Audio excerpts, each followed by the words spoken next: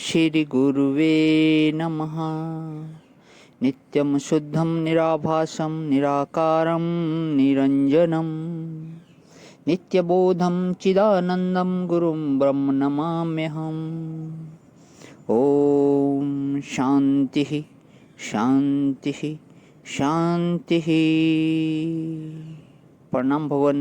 श्वेता श्वेत्र उपनिषद स्वामी श्री अखंडानंद सरस्वती जी महाराज का दिव्य ग्रंथ, जिसमें भगवान हमारा 31वां प्रवचन और अध्याय 3 का मंत्र नंबर 3 चल रहा है। तो पेज नंबर 417 से आगे लेते हुए विश्वतः चक्षुरुत विश्वतोह मुखो, इसकी व्याख्या लेंगे आज। विश्वतः अर्थात सर्व प्राणी गतानी, सब प्राणियों में जो आंख है, जो मुख है, वे सब उसी के हैं। वही है जहाँ जहाँ दर्शन हो रहा है। चींटी भी देखती है, भले ही नाक से देखती है, और जहाँ जहाँ श्रवण हो रहा है वह सब वही है। सांप आँख से सुनता है। या नहीं है कि सब इंद्रियों के लिए अलग अलग छेद ही होना जरूरी है। ऐसे ऐसे इंद्रिय वाले प्राणी देखने में आते हैं। सबकी आँख में बैठकर वही देख रहा है, सबके कान में बैठकर वही सुन रहा है, सबके मुख में बैठकर वही मौख्य हो रहा है। विश्वतः चक्षु विश्वतोह मुखा, ज्ञान शक्ति का उपलक्षण है चक्षु। जितने भी ज्ञान हो रहे हैं सब परमात्मा का ही ज्ञान है।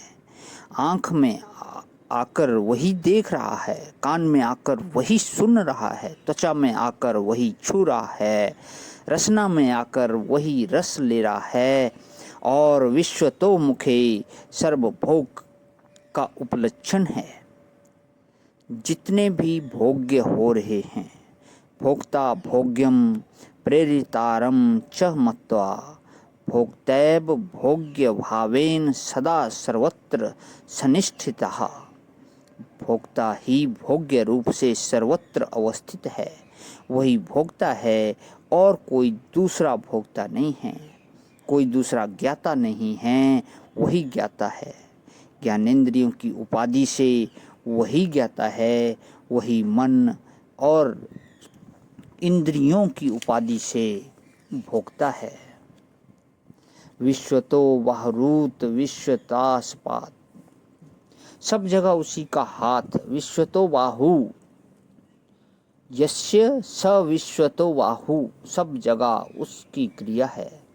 यह नहीं कि वह शरीर वाला है, जहाँ आँख नहीं है वहाँ भी उसकी आँख है, जहाँ मुंह नहीं है वहाँ भी उसका मुंह है। मुंह में तो मुंह ही है, आँख में तो आँख ही है, परंतु जहाँ बाहर से आँख और मुंह नहीं है वहाँ भी उसके आँख और मुंह हैं। और क्रिया शक्ति उसकी सर्वत्र अपना काम कर रही है। बाहु शब्द क्रिया शक्ति का उपलक्षण है। विश्वतो बाहु, परंतु वह किस देश में, किस काल में, किस कार्य अवस्था कारण में, किस कार्य अथवा कारण में जो भी क्रिया हो रही है, उस क्रिया के रूप में वही प्रकट हो रहा है।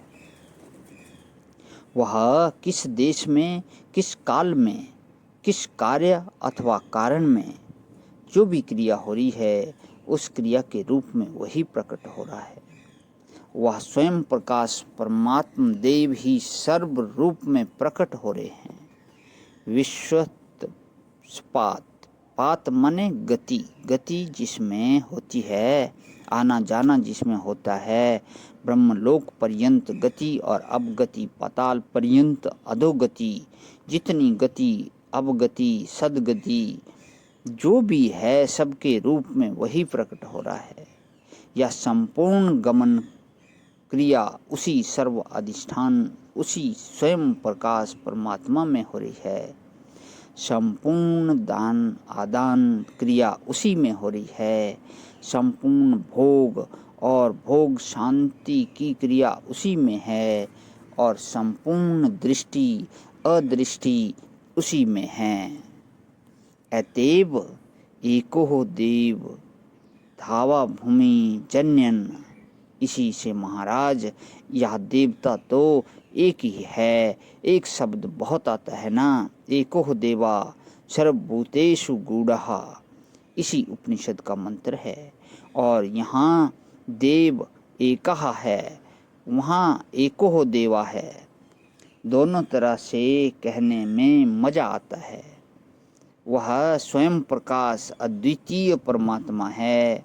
और ध्यावा भूमि जन्यन अस्ति अचि अविर्भाव्यन। जन्यन का अर्थ होता है कि पहले बिल्कुल नहीं है। समझो, महाप्रलय के समय उनके हाथ पांव कुछ नहीं हैं, सब बीज रूप से हैं, और बाद में उनको वही अपने प्रकाश में प्रकाशित करता है। अब देखो इसको कैसे लेना है। तो ध्यावा मने जिसमें ये सब ज्योति नक्षत्र गण घूमते हैं, ध्युलोक और स्वर्गलोक, भूमि और अंतरिक्ष, और दोनों के बीच में जो तृतीय लोक है वह सब ध्यावा। भूमि से पृथ्वी और नीचे तो जो तल आदि लोक हैं वह लेना, और ध्यावा से पृथ्वी के ऊपर के जो स्व आदि लोक हैं और दोनों के बीच में अंतरिक्ष है, इन सब को जन्यन अपि किंतु प्रधानम न भवति देव एव। इन सब को जन्म देता हुआ भी वह प्रकृति नहीं है, स्वयं प्रकाश ज्ञान स्वरूप है। माने ये सब उसके विवर्त हैं। प्रणाम भगवान। आज ही विराम इस कर लेता हूँ। ओम शांति शांति शांति।